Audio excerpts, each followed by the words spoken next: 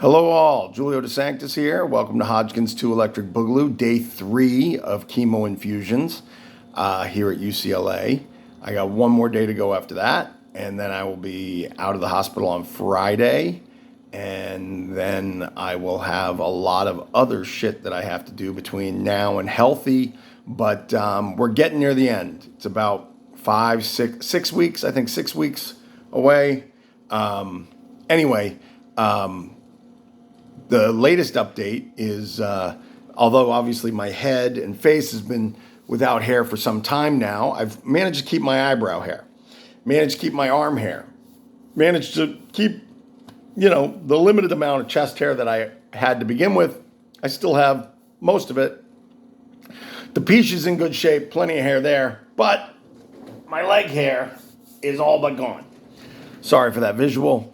But I felt like I needed to give you a high kick to give you a really good idea as to the leg hair. So the leg hair is all but gone, which, that just means I'm no longer going to look ridiculous in my thigh-high fishnets. It was sad before when the hair stuck out. And I'm sure while most people would have pegged me as more of a Meatloaf than a Tim Curry in a Rocky Horror Picture remake, Tim, I'm catching up with you now, buddy. I mean, I don't think I can fit into that girdle that you wear, but at least the legs are now bald. Also, while we're on the subject of losing hair and men dressed as women, I don't know where I'm going with this. Okay, anyway, I thought today we would talk about how the hospital is really not that much different than the old Hooskow or the Clink or doing hard time.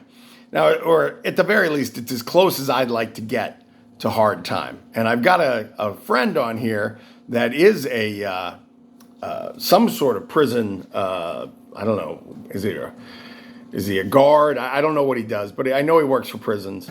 So maybe he could correct me on this. But I'm going to start with the fact that this plastic cup really doesn't look that different than the tin cups that you've seen in old prison movies. I don't have any bars to knock it against, but I feel like that's a good start. The tin cup from, Cool Hand Luke or Shawshank Redemption and this plastic cup, there's a connection now between Paul Newman and Morgan Freeman and me. Also, I've had my yard privileges taken away. You know how you always see them prisoners get to walk the yard? Well, I got about an hour of yard time the last 2 stays, but because of COVID restrictions, there's no yard time anymore. I can't go out in the garden, they call it the garden. Let's call it the yard, like a prisoner should. I can't go out in the garden. I can only walk the floor. I can maybe do that for about 15 minutes before the screws put me back in my room. Speaking of screws, as my wife and I embarrassingly found out, you don't really have the privilege of privacy here. And that means you don't really get the conjugal visits that you might get at other prisons. So I'll tell you this story because she doesn't watch these and so she can't get embarrassed. So when I was first in the hospital in like late June, early July, before they had officially diagnosed me and before they had attached all this tubing to me, which makes the proposition of amour improbable, or at least seemingly improbable. She came to visit, and we hadn't seen each other for a while, so she wore something that was a little risque at my request. But the nurses on the 4th floor, they did not respect the curtain. They did not respect the curtain at all. They didn't knock, didn't tug, didn't wait to tug on the curtain. They just tugged away and caught us in a not terribly provocative, but mildly embarrassing position. To which the nurse, or actually it wasn't even a nurse, it was a doctor. So I guess for some people, maybe the level of profession would leave the embarrassment level that much higher. I looked at it as this is clinical, doctor. You understand. The doctor waved it off and said, "Oh, believe me, it's nothing that hasn't happened here before." So that was nice. It was a good pass on their part. I wasn't put into solitary then, although technically I would say what I have now is somewhat like solitary since I can't go into the yard. Anyway, these are all the ways that the hospital is a lot like a prison stay. I do have my own bathroom though, and the door I have a door to it, so I don't have to just sit on a toilet for anyone to walk by the bars. I also don't have bars, but I do have a window with metal framing, so and I can't escape. That window's screwed shut.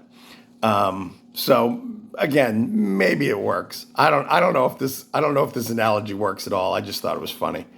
All right. Well, that's it for me. I got one more, like I said, one more day of this tomorrow. Don't know what I'll talk about then.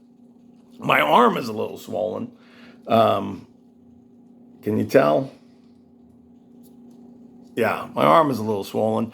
I'm on Lasix again, just like the thoroughbred horses, to take care of that. It occurred to me that in my idea of Olympic sports for cancer, and maybe I'm going a little too far with this, but there's the equestrian in the Olympics. But you can't, no one would want to like give horses cancer, and you can't just be cancer patients riding on healthy horses because the horse is doing all the work.